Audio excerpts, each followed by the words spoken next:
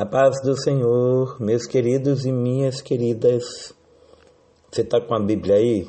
Então, por gentileza, esteja abrindo-a no livro do profeta messiânico Isaías, capítulo de número 41, versículo 10, que diz o seguinte: Não temas, porque eu sou contigo.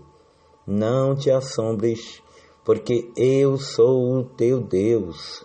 Eu te esforço e te ajudo, e te sustento com a destra da minha justiça. Amém. Vamos orar? Amigo Espírito Santo, te entregamos as nossas vidas neste dia de hoje como sacrifício agradável a Ti, ó Deus. Perdoa nossas falhas, nossas transgressões. Deus, eu não sei quem se encontra do outro lado, mas de uma coisa eu tenho certeza, Pai. Tu és o Deus que fala com a alma de cada um. Tu és o Deus que sabe o endereço. Tu és o Deus que conhece cada um, Pai. Sabe o nome, quantos fios de cabelo tem e como se encontram em meio à batalha. Fala com todos, em nome de Jesus. Amém. Amados, hoje nós queremos falar sobre aqueles que têm se acovardado em meio às situações adversas. Sim, hoje nós queremos trazer à tona uma palavra de ânimo, uma palavra onde a qual Deus te faça entender que no meio da guerra não é para se acovardar, porque Ele está contigo e Ele está comigo. Todos nós passamos por processos. Há momentos em que Deus permite lutas, provações e desafios para moldar o nosso caráter e fortalecer a nossa fé. Talvez você diga, pastor, mas é muita luta. Sim, a luta é quem vai forjar o teu caráter. Quem vai dizer quem é covarde e quem é forte. Entendemos da seguinte forma: as lutas não são para nos parar, mas é para nos provar se de fato o soldado está apto ou não para vencer a batalha espiritual. Porém, em algumas vezes o problema é que quando o processo chega, a gente fica muitas vezes pensando em parar. E mais uma vez eu te digo, você não é covarde. Homem de Deus, mulher de Deus. Quando o processo vai se tornar difícil, aí chega a vontade de desistir, de recuar, ou até de se esconder dentro das cavernas, dentro de cavernas espiritualmente falando. Mas a palavra de Deus nos ensina que este não é o tempo de se acovardar, é tempo de confiar, é tempo de permanecer firme e continuar caminhando na presença de Deus. O processo, ele faz parte do propósito. Porque antes de chegar ao palácio, José passou pelo poço, pela escravidão, pela prisão. Precisou aprender a perdoar. O processo não era o fim da história de José, mas o caminho para o cumprimento da promessa. Veja, Gênesis 50:20 diz o seguinte: Vós bem intentaste mal contra mim, porém Deus o tornou em bem. Entendeu isso? Os irmãos de José conspiraram contra ele, se levantaram contra ele. José foi vendido, foi preso injustamente, mas ainda assim tudo fazia parte do propósito. Sim. A Bíblia diz em Romanos capítulo 8, que todas as coisas cooperam para o bem daqueles que amam a Deus e são chamados segundo o seu propósito ou decreto. Porque quem abandona o processo pode perder a oportunidade de viver o propósito. Entendeu agora? Então, já recebe já de imediato essa injeção de ânimo. E eu sei que às vezes o medo nos paralisa, mas a fé te faz avançar.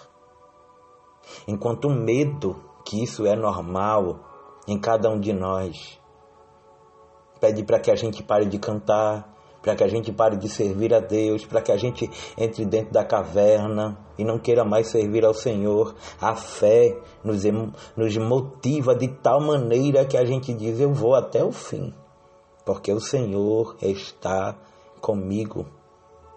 Quando Golias afrontava Israel, todo o exército estava acovardado, mas Deus levantara Davi, que ali, com a ordem de Deus, avançou. O gigante não caiu porque Davi era forte, mas porque a fé de Davi era maior do que o medo daquele povo que ali estava. Soldados de guerra, homens preparados, mas Deus usa o menor. 1 Samuel 17:45 diz o seguinte: eu vou contra ti em nome do Senhor dos exércitos. O que é que eu entendo com isso? É que o medo olha para o tamanho do problema, porém a fé olha para o tamanho do Deus. Talvez você esteja olhando somente para o problema, para o diagnóstico, para o que alguém disse, para a ameaça, mas Deus está dizendo: eu já te dei uma arma, sabe, que faz te fazer viver imbatível, que é oração, crer, acreditar, confiar. Quais foram as vezes que Deus disse que entrava na guerra e te abandonou, ou você perdeu a guerra? É bem verdade de que muitas vezes a nossa fé faz com que a gente muitas vezes queira desistir. Eu não vou dizer a fé, mas eu vou dizer a falta de fé, melhor dizendo. A falta de fé faz com que a gente muitas vezes se ache tão pequeno e tão incapaz. Porque Deus sempre vai estar presente nesse processo. Perceba que os 3 jovens, Sadraque, Mesaque e Abednego, foram lançados na fornalha, mas Deus entrou no fogo com eles. Deus não prometeu a ausência de lutas, mas Ele prometeu que a sua presença estaria no meio deles.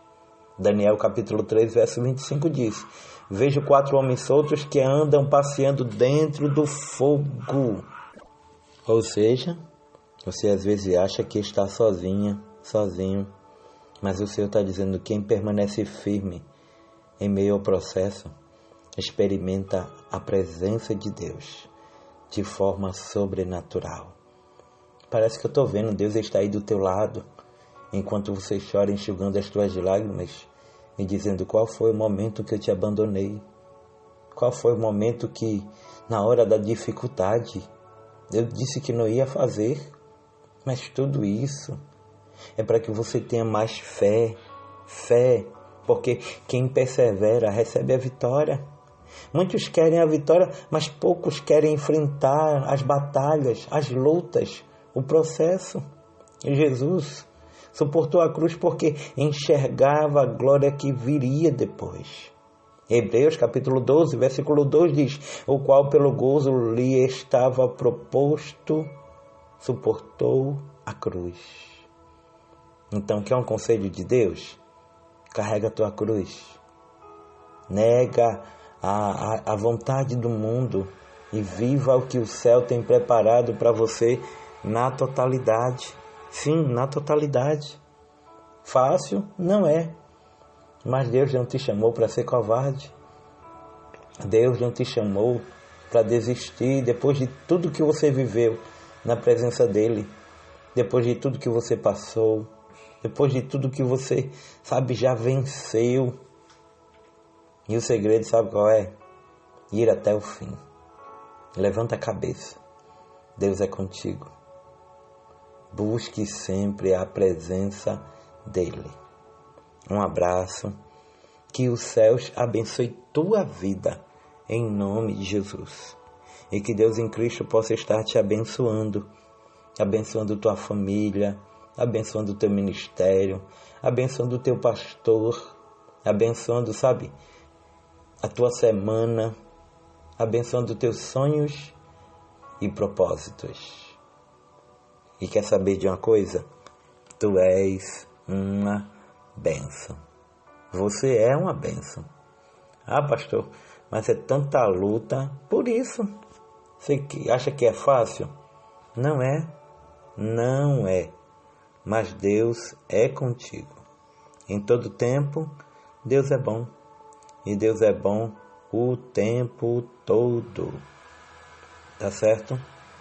Que o Senhor te abençoe, que Ele te guarde, que Ele faça resplandecer sobre ti o rosto e te dê a paz, em nome de Jesus.